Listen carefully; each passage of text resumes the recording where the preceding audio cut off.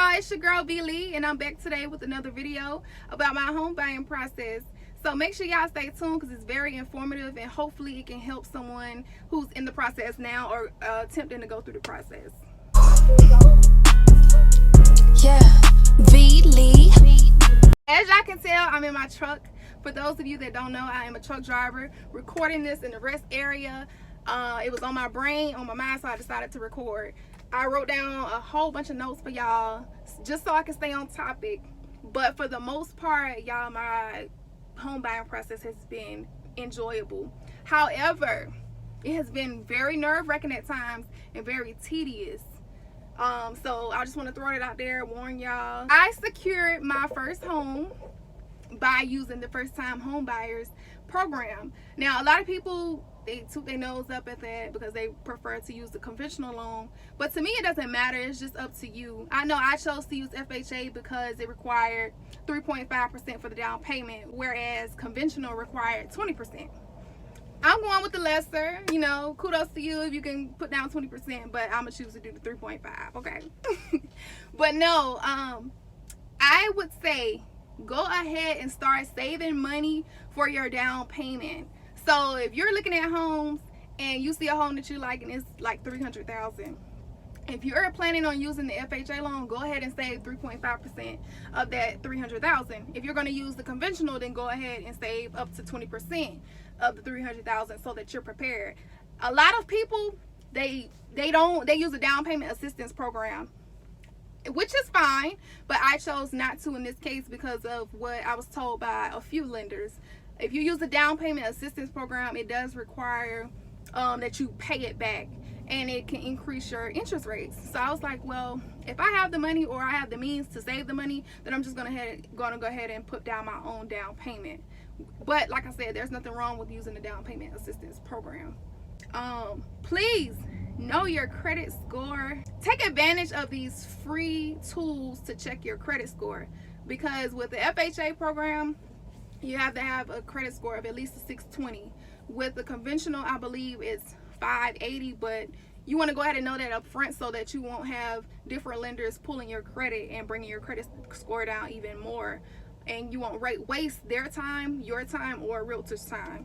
So I would say use Credit Karma. A lot of people don't like Credit Karma, but Credit Karma is actually how I got started in my home buying process, because I was on there checking my credit score and something popped up about mortgage, and at first I was like, well, mortgage and Credit Karma, no, I'll pass.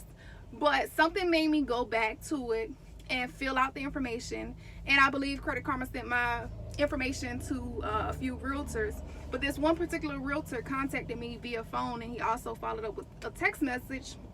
He said that he had his own preferred lender, and I was kind of skeptical, so it took me about a week or so to fill out an application for the lender.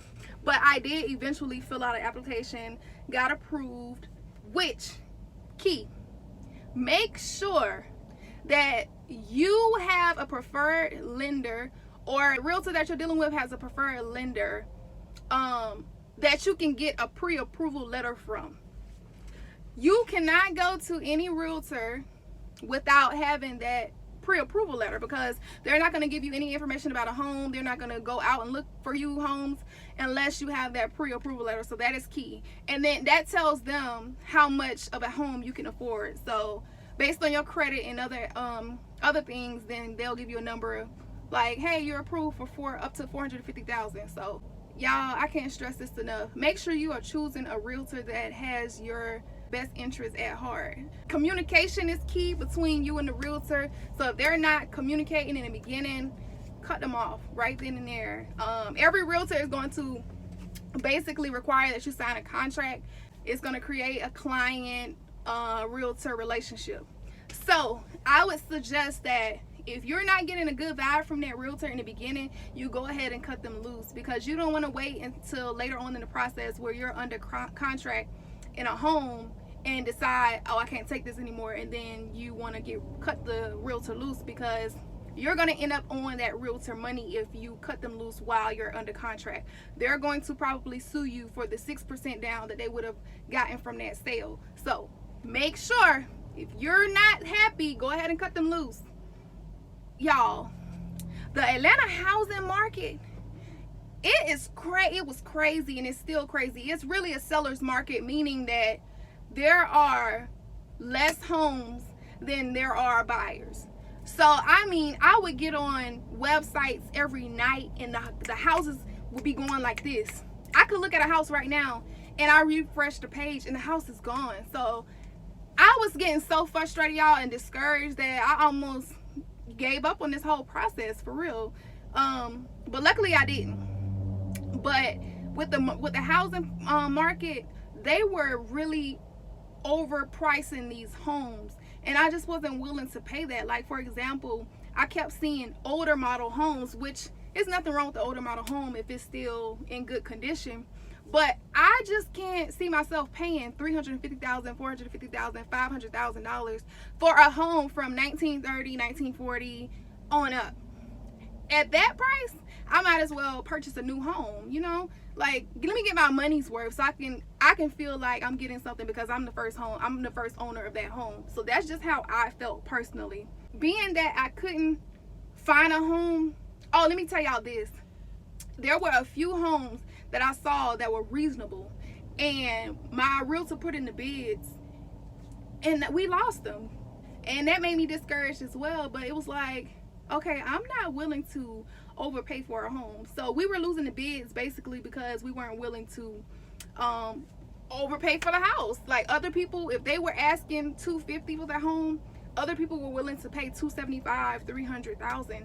No, I'm just not doing it. So that didn't work out either, but okay, whatever. That being said, I decided that I was gonna go look for new builds, and my realtor suggested that I do the same thing as well. So we found this one company that was in the closing phase. They was in the closing phase of the building process. So I ended up, y'all, luckily being the last house in this phase, I was able to secure this home. So I'm very thankful for that. With the builder on this, y'all, with new builds, a lot of them have the companies, they have their own preferred lenders, and that's what ended up being the case with this home. They had their preferred lenders, and they even increased. So if I were to use their preferred lender, the earnest money would be $500 down. If I were to use my own lender, they would require me to put down $10,000, which is a big jump. And basically they're forcing you to use their lenders, which I don't like it, because it's like, if I don't want to use your lender, I shouldn't be forced to use your lender. But hey, it's whatever. It's working out in my favor right now, so I guess I can't complain about that. Since they wanted me to use their preferred lenders, I ended up having to apply to the preferred lenders, so that ran my credit again. Now the good thing about that is they had a list of preferred lenders. So once I applied to one of them, I just went ahead and applied to the whole list, because you have 14 days for inquiries to count as one inquiry. So take advantage of that. Do not go with the first lender. If you apply for one and you have other options, apply for them all and go with who has the best interest rate, or whatever looks best to you. So that's what I suggest about that. In the middle of my process, I had the worst scare because the lender was fired. My lender was fired from these people's preferred lenders. And that made me nervous, because I was like, what type of shady business do y'all have going on to where the lender is fired from the job? Like, that doesn't make any sense to me. But I ended up speaking with the manager of the mortgage company, and she reassured me that everything was fine. My file nothing was wrong with it. So that kind of made me feel comfortable. But I was still skeptical. I had to end up re-signing some disclosures. Like, I signed a disclosure in the beginning, but when he was fired, I guess they lost that, so I had to sign it again. Make sure that you are reading everything that you put your signature on, because in the first disclosure there was one interest rate, and then the one that they wanted me to re-sign, it was a different interest rate.